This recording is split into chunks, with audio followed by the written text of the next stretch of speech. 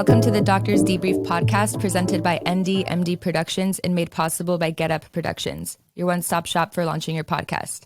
Let GetUp do all the heavy lifting and give you the tools you need to turn your podcast dream into a reality. Learn more at the link in the description. I'm your host, Vivian McCool, a first-year medical student. You can find my YouTube channel in the description below. If you're familiar with the ND YouTube channel, you'll know that we love sharing stories from students, residents, and attendings of different medical professions while giving you an inside look into their lives, not just as healthcare workers, but as incredible people as well. Here in the Doctor's Debrief podcast, we're going to take a dive into some of the most impactful patient cases of a physician's career, the ones that are forever imprinted in their memories and have played a crucial part in shaping their identity as a physician. Although all of us have had experience with facing and overcoming adversity, we seldom talk about the skills we use and the lessons we learn along the way. On Doctor's Debrief, I'm passionate about being transparent about these hardships and the methods we use to overcome them, to encourage others to follow their dreams and learn from each step of their journey, regardless of their circumstance. And with that, please help me welcome today's guest. Today's guest is an anesthesia resident and the chief resident of teaching in the Department of Anesthesia at Mount Sinai Hospital in New York City. He received his pre-med education at Case Western and Harvard before attending med school at Case Western University School of Medicine. While at Harvard, he conducted research designing and implementing new ways of which mobile health clinics provide healthcare to vulnerable patient populations. He notably also lived at Boston's oldest soup kitchen, where he served the city's most vulnerable population by providing nutritious meals and even ran their clothing program. You might recognize him from his YouTube channel, where he has over 90,000 subscribers and has garnered over 8 million views and counting. His channel is rapidly growing, and I'm sure these numbers are already wrong, probably higher by now. On his channel, you can expect educational videos about anesthesia or how to become an anesthesiologist, and lifestyle videos about what life as a resident is like. His most popular video on anesthesia OR setup has over 1 million views and gives a great explanation of how a real-life anesthesiologist sets up their OR before surgery. So welcome the one and the only Dr. Max Feinstein. Dr. Feinstein, thank you so much for agreeing to join me today. I'm so excited for our interview. Thanks very much for having me, Vivian. It is really a pleasure to be here. So before we get into the thick of it, is there anything that I forgot or left off that might be of interest to the bright students listening or watching right now? No, that was amazing. You clearly did your research, and the only thing that I would add is that in the studio with me is my little dog Kobe, who really doesn't need any introduction if he does decide to make an appearance on screen. He really, even though he doesn't speak, his appearance speaks for himself. I hope he does make an appearance. But so Max, you have an impressive educational background going from Case Western to Harvard and back, an impressive social media channel with nearly 100,000 subscribers and millions of views online. But something that stood out to me so much in your history is the fact that you lived in a soup kitchen. That's like super unique and just, I think, reflects the type of person you are. Thanks. I was wondering if we could hear more about that, because I'm just like, I've never heard of anyone living in a soup kitchen before. Yeah, it was certainly the most unexpected experience that I've had in terms of my sort of formative years of pre-med. I had just graduated from college with a degree in philosophy, so I was not exactly on a direct path to medical school. I was trying to figure out exactly what it is that I wanted to do, and so I thought that I would take pre-med classes. And so I moved across the country. I was in Southern California, and then I moved to Boston to take classes at the Harvard Extension School. And I didn't know anyone there. I didn't have a place to live. I had just gotten there and was doing a temporary sublet for an apartment, and the idea was I wanted to make some friends, move into maybe an apartment together. And when I started taking my first class, I made friends with a couple of guys in my class, and one of those guys was like, "Hey, I heard about this soup kitchen that's here in Boston, and there's a guy that I met a while back who had gone through these pre-med classes at the Harvard Extension School and was living in a soup kitchen while he was doing it. Do you want to check it out?" And I thought it just sounded incredible. And I will have to say that growing up, it was something that my parents had really inspired me to just be thinking about ways in which I could be giving back to a community in which I'm living, and just think about other people who are in need of some help and how I might be able to provide that help. And so it just seemed like the sort of thing that was natural based on the upbringing that I had. So my friend and I looked into this soup kitchen. It is historically a Catholic worker house, and so you may have guessed by my last name, I am not Catholic, but I learned a lot of history about what the Catholic worker movement is, and essentially the idea, as I understood it, is trying to help people by also living among the people who you're trying to help. And so the soup kitchen was established.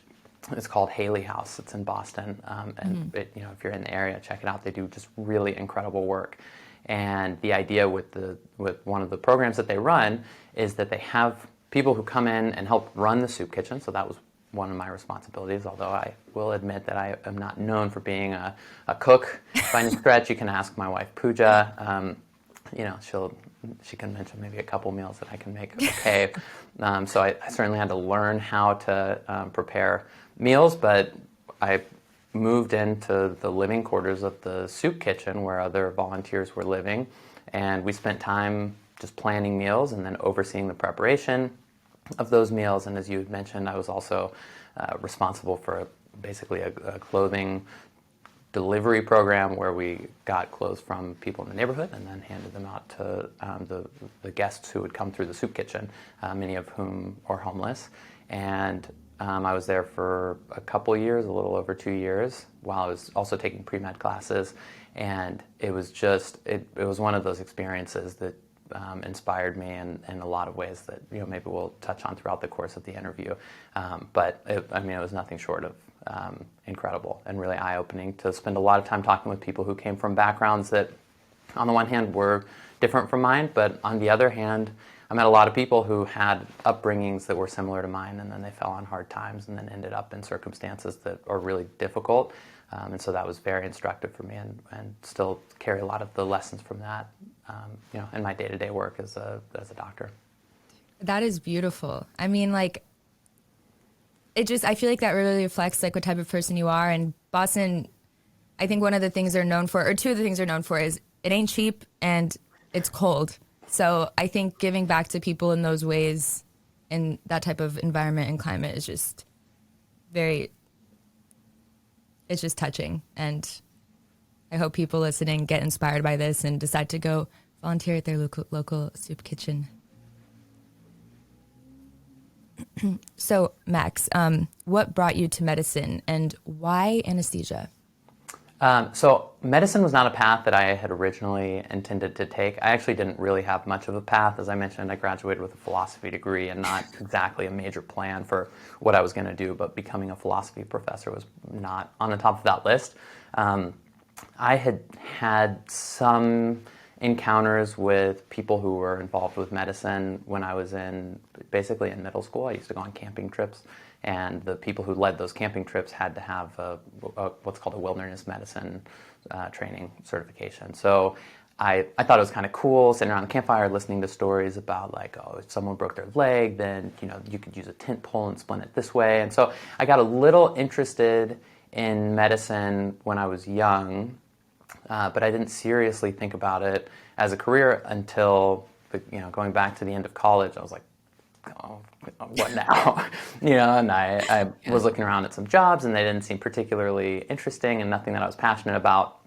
And so I basically just spent time thinking about what have I ever thought was interesting, and maybe I could turn it into a career.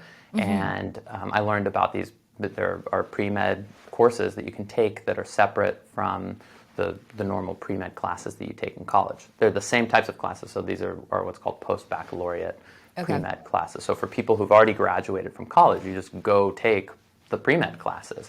Mm-hmm. And I thought that might be a nice way to sort of dip my toes in and see, do I like the coursework? I had never done any really serious science coursework, so it was an opportunity to just go on a semester-by-semester basis and see if it was working out.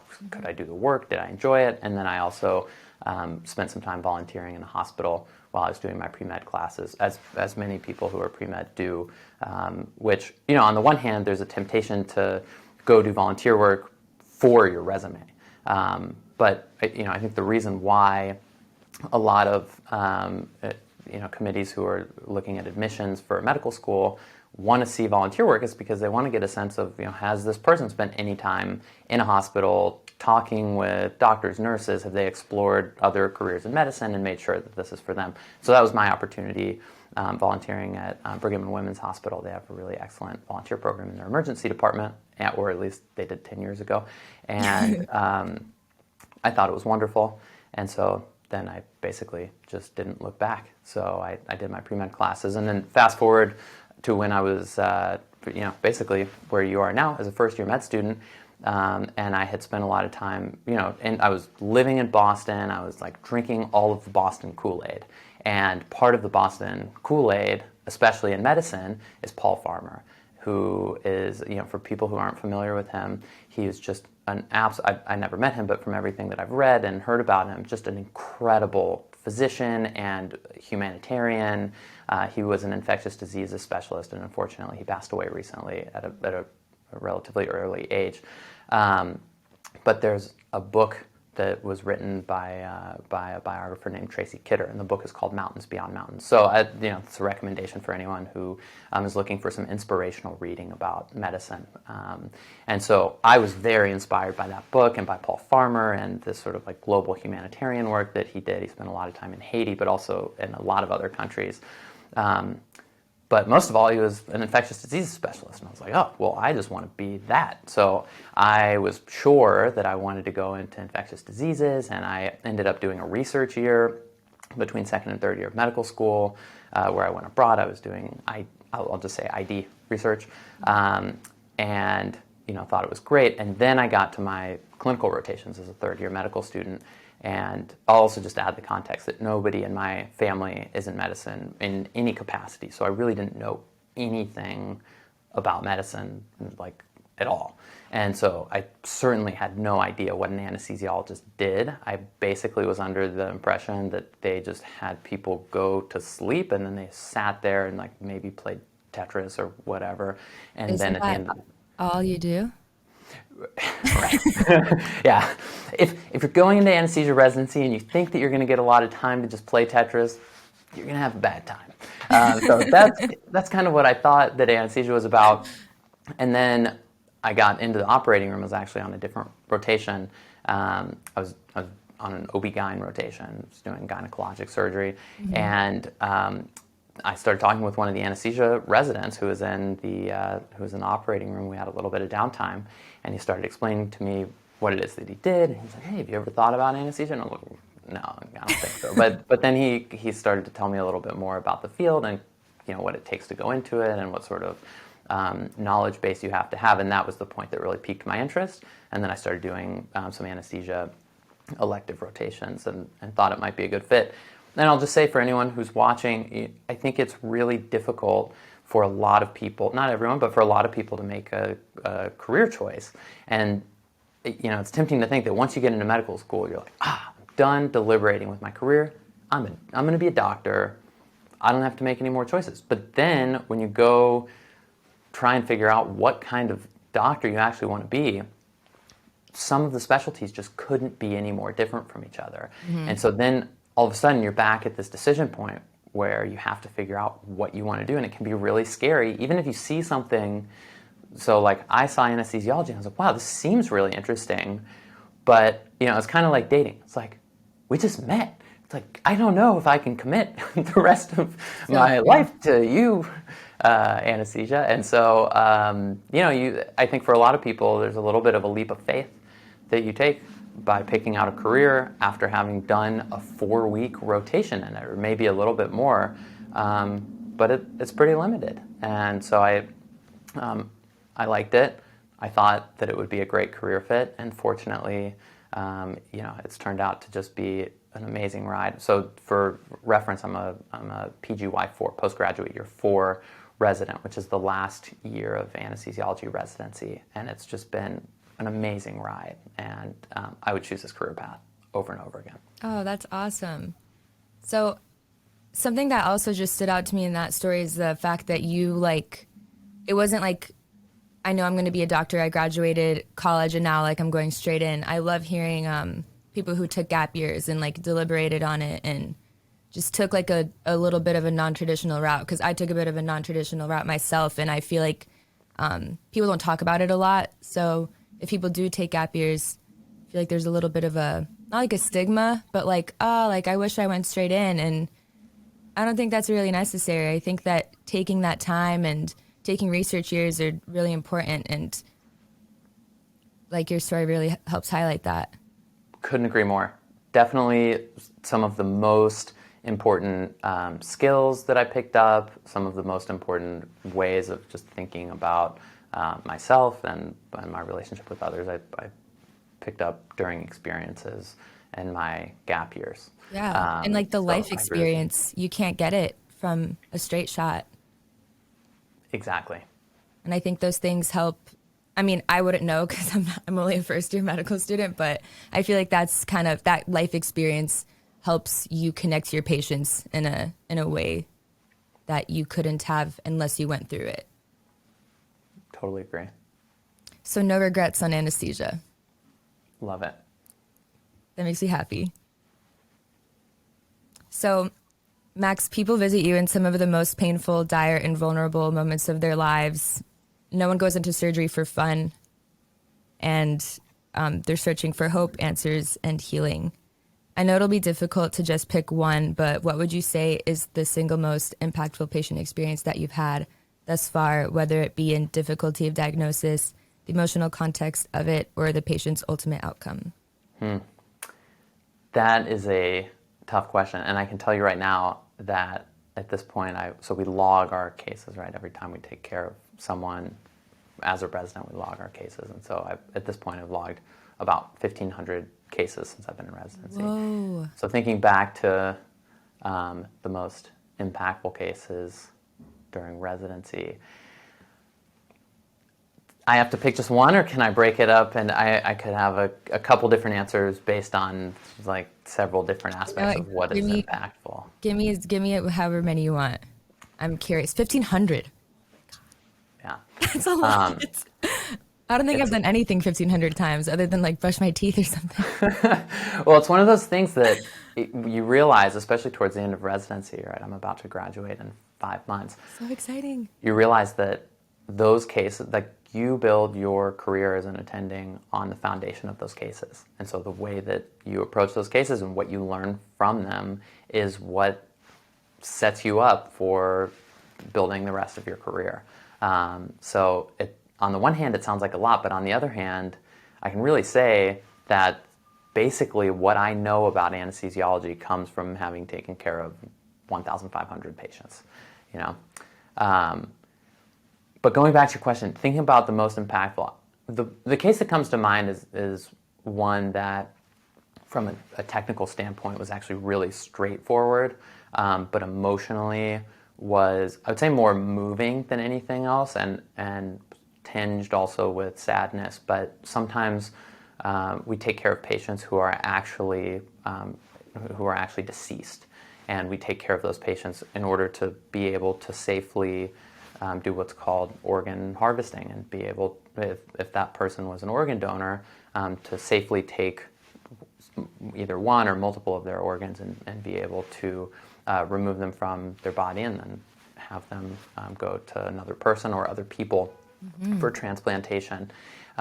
So, you know, the first time that I took care of a patient for organ harvesting, it was just really moving to have someone come into the operating room as a patient who was dead. And I'd never had an experience like that before. And there was also sort of the ethereal just feeling of, you know, sort of pondering like my own existence and my connectedness with other people, and just watching how someone had made the decision that, yeah, once they died, they wanted their organs to go to other people to help them live longer. And I just remember experiencing this profound sense of awe. It was really just it was a moving moment. And actually, before we started the case, we had a moment of silence for the patient across the room. And it was just so profound to have everyone in the room. And there were a lot of people in the room. There were heart surgeons, there were liver transplant surgeons, and then all of the other staff. There are a lot of people who are in an operating room taking care of someone at the same time. So it's not just the doctors. There are also nurses, there are surgical techs, and then for organ transplantation, there are also people who are from, at least at my hospital, people who come in from a group that facilitates the transfer and allocation of organs. So, it's a full operating room, and everyone just stopped, and we're all, thinking about this patient who's in front of us who has already passed and was making just this incredible gift to other people. So that, I would say, was just the most profound experience that I've had in an operating room. The anesthesia for that is actually typically really straightforward. There's not much that needs to be done. Occasionally there are some hemodynamic changes and you need to manage them, but it's really not generally a particularly complex case from that standpoint. But from an emotional standpoint, it is. That is, I mean, like, literally, there are, like, no words. That is amazing. Yeah, so, I mean, that's something that I think about. That's the first one that comes to mind. But it's also worth mentioning, talking about cases that are really impactful, there is this saying that sort of floats around about anesthesiology, and particularly among medical students thinking about the field and asking other people about it. One of the phrases that you'll hear often is, anesthesia is 98% boredom and 2% sheer terror, or some version of that phrase, Actually, which is basically just like, for the most part, things are calm and quiet, and there's not anything going on, but then occasionally there's something that's going on, and it's really serious. So, the other case that comes to mind when you ask me about what some of the most impactful cases that I've done are, taking care of patients where there are a lot of technical challenges. And one of the, I think, great aspects of residency and the way that it prepares you to be a full-fledged physician who's board certified and a specialist in something, is that you go through enough experiences that are stressful or that push you from a technical standpoint, that once you get on the other side of those, it helps you feel more confident. But I think it's important not to ever be overconfident, because you just never know the ways in which things may go wrong, or you may be wrong. I may be wrong in making a diagnosis, or make a mistake. So I think it's important to never be too confident, but at the same time, it's important to build confidence. And so, another case that I think about is taking care of just a really tiny newborn baby who was premature and needed open heart surgery. And for open heart surgery, typically you end up having to do a lot of what we call invasive lines. So that would be like a central line and also an arterial line, or in some cases for open heart surgeries, and especially for little babies, you end up having to do 2 arterial lines, and sometimes you end up having to also, or you can include a nerve block as part of a surgery. And so there are a lot of procedural skills that are really important. So one of the other cases that comes to mind is one of the first time that I took care of a neonate who was coming in for open heart surgery.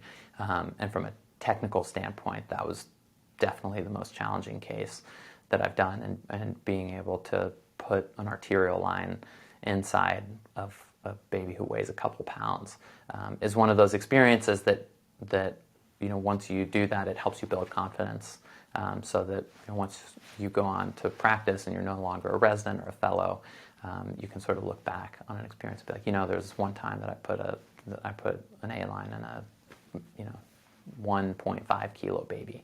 Wow. So that kind of helps build confidence moving forward. And so that would be the other case that I think about that really is something that I think about when I'm encountering a difficult time, I'm having a hard time with a procedure and really challenged by it. I like to think about a previous challenge that I was able to overcome. So that would be my other part of the answer. Yeah. So, like, I guess going back to the first story, how was it later that day when, like, all the dust had settled and you're, like, reflecting? Like, how did you kind of process that? The way that I process things that are, I think, emotionally moving at work, which tend to be this type of case where I have seen someone who's either been sick or in this case someone who had already died, I think the best way that I have to process that is I come home and I just really soak up the time that I have with my loved ones. So my wife and my dog, are the people who I get to see at the end of basically every day except for when I'm on call. And I just try to really enjoy what we have, because you never know when you're not going to have that anymore. And by the same token, if something crazy has gone on, or I saw someone who was super sick, and I just sort of have that reminder of how fleeting life can be sometimes, I'll just pick up the phone and call my parents, who, we don't live in the same city, unfortunately, but, I just pick up the phone and call them and be like, hey, what's up, guys? And, just enjoy being able to have those relationships. And that's really how I sort of process the things that make me, ponder just how fleeting, like I said, life can sometimes feel. Yeah, I love that. Like, you just become more grateful for what you have. Yeah. That's awesome. Do you think that those cases impacted the way you approached cases in the future, shaped who you are as a physician in any way? Yeah. So, I think considering both of those cases, one that was about open heart surgery and thinking about procedural skills, there are often situations that I find myself in where time is of the essence for me to be able to do a procedure, and sometimes it's really challenging. An example that I'll give is frequently we'll provide anesthesia for laboring patients who are coming in and getting ready to give birth, and that can be, not only can that be obviously an extremely painful experience for patients who are in active labor, but it also sometimes can be a life-threatening situation. And so being able to keep a cool head while doing a procedure where the stakes are really high is something that I have started to take away from that open heart case that I had talked about, for example. And so I really sort of think back on that and try and just remind myself, I've gotten through tough procedures before, I can do it again. It's just a matter of staying calm and relying on your training, honestly. I think as you move through residency, you rely more and more on the training that you get. And so, there's some confidence that comes from previous cases. And then thinking about the patient who was an organ donor, it's not something that I think about on a day-to-day basis, that particular case, but when I'm taking care of someone who is very sick, which is common. A lot of anesthesia residency programs are at large academic centers where there are patients who are referred from other hospitals because they're really sick. And so, it's frequently the case that I'm taking care of sick patients, and I sort of connect back to the same, thoughts that I had during that case where I was taking care of this person who had already died. And I just kind of get into this zone where I'm just reminded of, how fragile things can be sometimes. And I think, whether or not that changes the drugs that I'm pushing or the way that I'm interacting with the patient, I'm not sure. But it's a mindset that I bring into the operating room with me, particularly when I'm working with someone who's really sick. Yeah. Do you think that as a person, these things changed you in any way?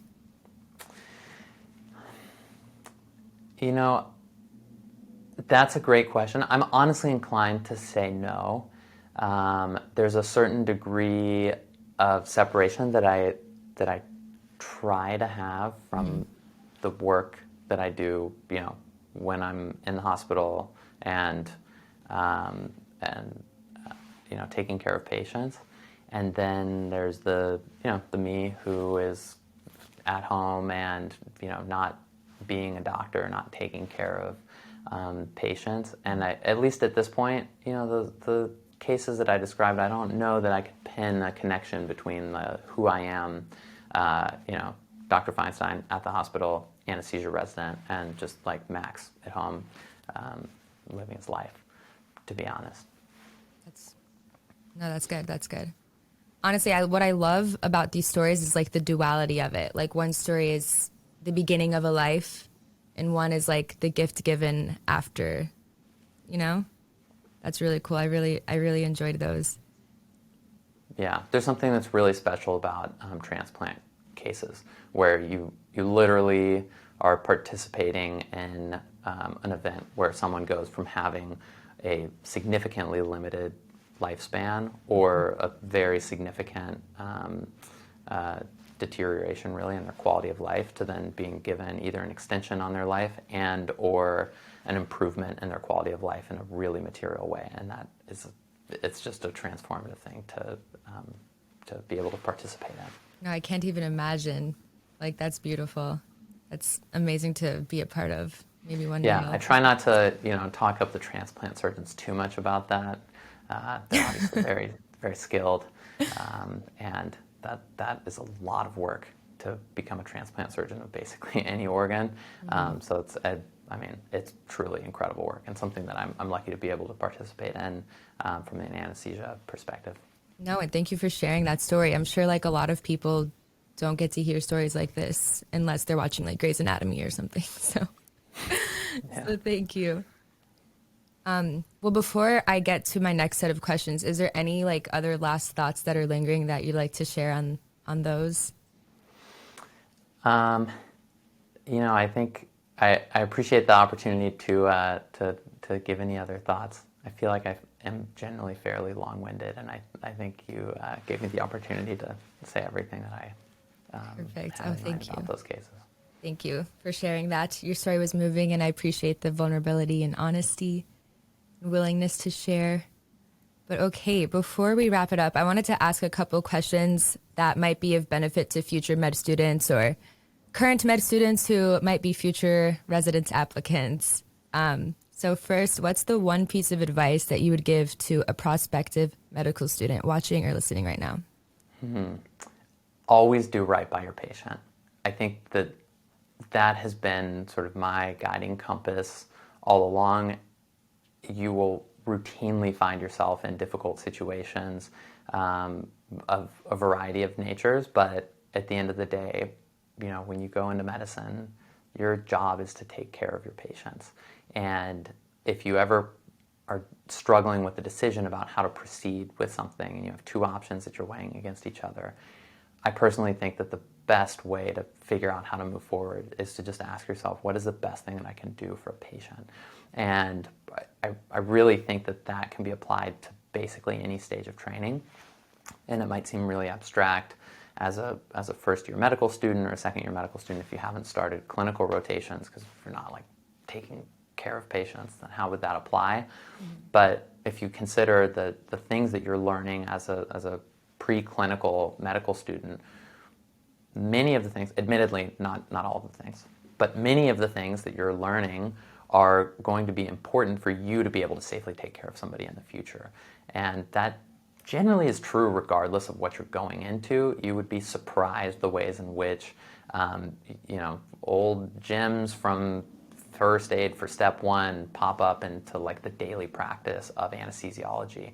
And I think that tends to be true in a lot of other fields as well. So, if you're grinding out like 14 hours of Anki studying and you're, getting close to taking step one or whatever it is, one maybe motivating factor is just think about the fact that a lot of what you're learning is ultimately going to help you to be able to take care of someone. And then, that advice that I would offer is a lot more practical once you actually are in the hospital, you're rotating through the wards or the operating room, wherever it may be. You're taking care of patients. Mm-hmm. And so, if you have the opportunity to take a shortcut with something, but it's not necessarily the best thing for the patient, I think you have your answer right there. And that only becomes more true as you progress through your training, and there are less people grading you, there are less next steps that you have to like prepare an exam for, or have something on your CV. because, basically by the time you're an attending, like, it's just you and you're taking care of patients and no one's there really grading you. What really matters. It's how things go for the patient. So I think it can really apply at any point. Just think about, what's going to be the best thing for the patients that you're taking care of. And I think that can be simultaneously motivating and also guiding when it comes down to making tough decisions, which there are just so many in medicine, basically in any specialty you go into.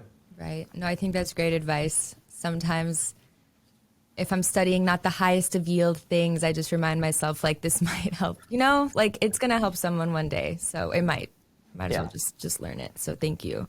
And okay, my last question for you is, for me, what are some ways to stand out for residency?